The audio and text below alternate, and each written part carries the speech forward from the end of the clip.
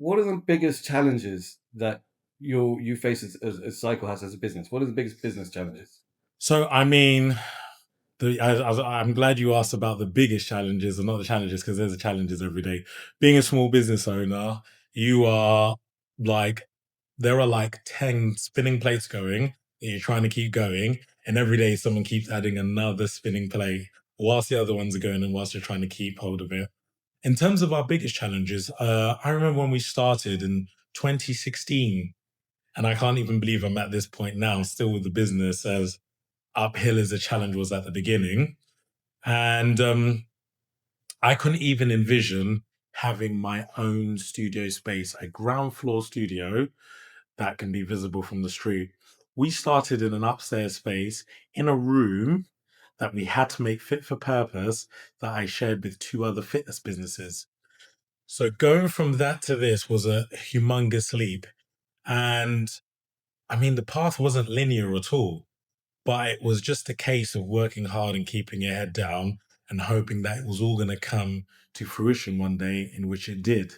In terms of the biggest challenges, like I say, moving from a small business occupying that space into then moving into a bigger business, we had to apply to this landlord. And I was like, look, I'm a small business, but I believe I can do it. We're in the middle of lockdown. We're asking to move into this space. We're a small business that doesn't have huge track record.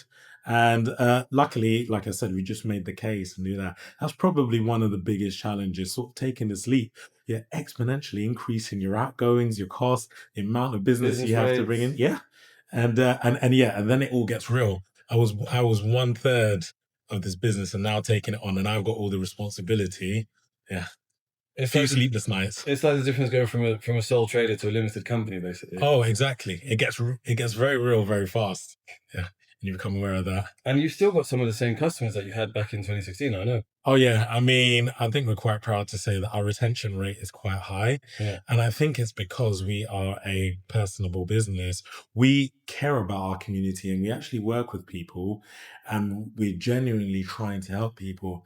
And I'm glad that's come across. At the beginning, you want to find your business voice and you're like, well, who are we and what do we do? What I quickly learned is your clients tell you.